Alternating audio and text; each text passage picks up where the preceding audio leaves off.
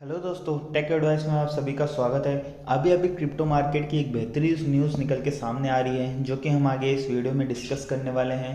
तो crypto market से related कोई भी न्यूज़ सबसे पहले जानने के लिए इस चैनल को एक बार सब्सक्राइब जरूर कर लेना।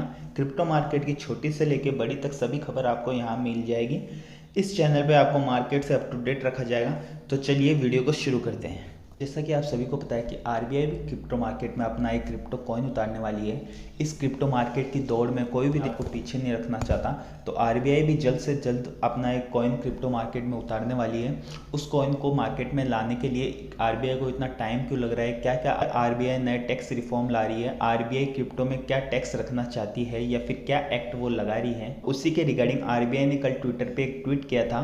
जिस ट्वीट में उन्होंने एक आर्टिकल पब्लिश किया था जो कि डिजिटल करेंसी को किस फॉर्म में लाना चाहती है और कौन कौन से एक्ट के थ्रू वो डिजिटल करेंसी को इंडिया में लॉन्च कर रही है और वो कब लॉन्च करेगी और क्या क्या टैक्स आरबीआई ने उस चीज़ में लगाए हैं, तो वही हम देखते हैं। तो अब मैं आरबीआई के ऑफिशियल ट्विटर हैंडल पे आ चुका हूँ।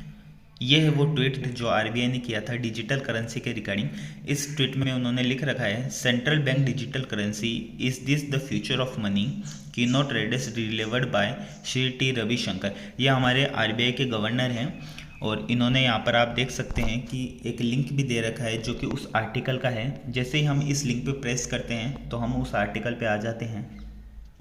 तो ये हमारे सामने वो आर्टिकल ओपन हो चुका है जो कि आरबीआई ने कल पब्लिश किया था डिजिटल करेंसी के रिगार्डिंग। इस आर्टिकल को उन्होंने नाम दिया है डिजिटल करेंसी को CBDC। ये है वो आर्टिकल जो आरबीआई ने कल पब्लिश किया था डिजिटल करेंसी के रिगार्डिंग।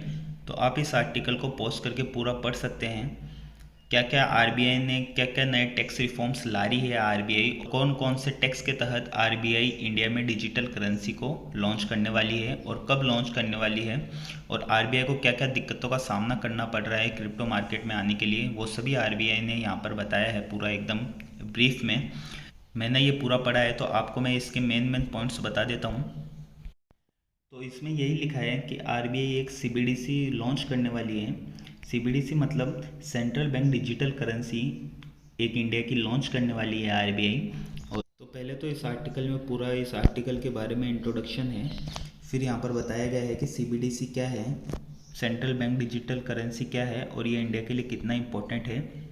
फिर यहाँ पर हम अगर नीचे आते हैं तो इस पे यहाँ पर दिखा रखा है, यहाँ पर देखो आप देख सकते हो जैसे कि लिख रखा है, अ CBDC is the legal tender issued by a central bank in a digital form, is the same as faith currency and is exchangeable one to with the faith currency, only in form is different। इसका सिर्फ form ही different है। इसका मतलब ये है कि जो CBDC ये एक लीगल टेंडर इशू किया गया है सेंट्रल बैंक की तरफ से एक डिजिटल फॉर्म में, यानी ये हमारी इंडियन करेंसी का एक डिजिटल फॉर्म होगा। इसको हम अपनी डे टू डे लाइफ में एकदम इजीली यूज़ कर सकते हैं, जैसे कि हम अभी कर रहे हैं अपनी करेंसी को यूज़ वैसे ही करेंगे, इसमें कोई ज़्यादा दिक्कत नहीं आएगी। और फिर आगे यहाँ पर जैसे कि आप देख सकते हैं बताया गया है कि CBDC की नीड क्या है इंडिया में।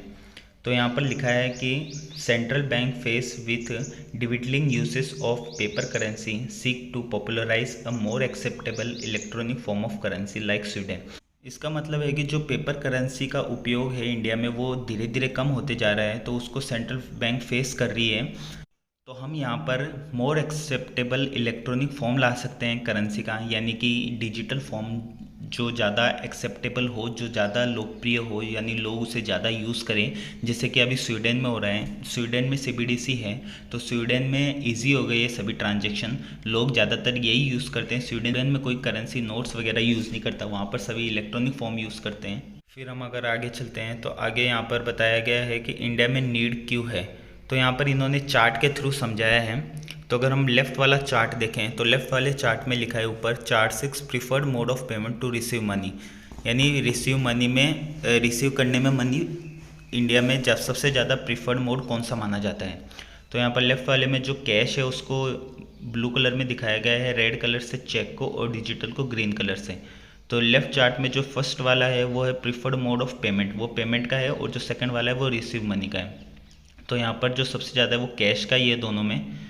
फिर अगर हम राइट वाले चार्ट में आते हैं, chart 7, preferred mode for small value transaction, यानी छोटे वैल्यू ट्रांजेक्शन के लिए जो प्रीफर्ड मोड है वो कौन सा है।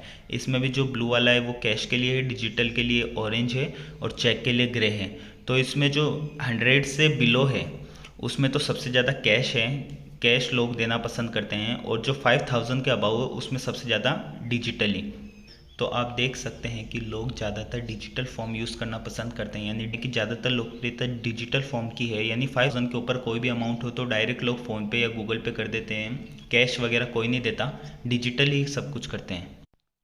और फिर हम अगर इसके नीचे आते हैं तो इन्होंने यहाँ पर बताया हुआ है कि CBD इंडिया में RBI ने एक पायलट सर्वे किया था। पायलट सर्वे मतलब एक स्मॉल स्केल में सर्वे किया जाता है।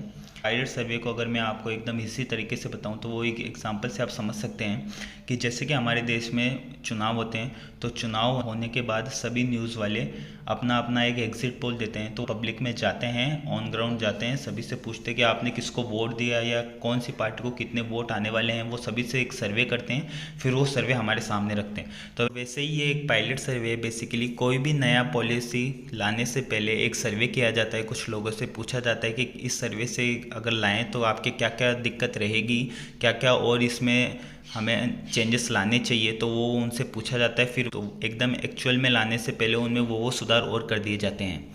तो ये पायलट सर्वे का एक प्लस पॉइंट रहता है, और आगे इसमें और कुछ नहीं है खास, और ये आप यहाँ पर पूरा पढ़ सकते हैं। तो आपको यहाँ पर और बता दूं कि ये जो CBDC है, ये ऐसा नहीं है कि RBI इंडिया में ला रही है। ये एक CBDC हर सभी डेवलपिंग कंट्रीज़ या जो डेवलप हो चुके सभी कंट्रीज़ अपने अपने देश में लाना चाह रही है। डिजिटल फॉर्म में सभी अपने आप को आगे देखना चाहते हैं। तो आपको मैं बता दूं कि सिर्फ चाइना और स्वीडन है जिन्होंने अभी तक अपने देश में डिजिटल करेंसी लॉन्च की है। चाइना की डिजिटल करेंसी का आपको नाम पता ही होगा, युआन डिजिटल। तो अभी के लिए बस इस वीडियो में इतना ही। वीडियो अगर आपको अच्छी लगी तो एक बार लाइक ज़रूर कर देना। अगर आपको लगे वीडियो में जो मैंने बातें आपको बताई वो आपके लिए फ़ायदेमंद है तो इसको अपने दोस्तों के साथ भी एक बार शेयर जरूर कर लेना, और चैनल पे अगर नए हो तो चैनल को सब्सक्राइब जरूर कर लेना, और बेल आइकन जरूर दबा लेना कि आगे अगर कोई भी मैं क्रिप्टो मार्केट से रिलेटेड कोई भी वीडियो डालूँ तो सबसे पहले आपको मिल जाए।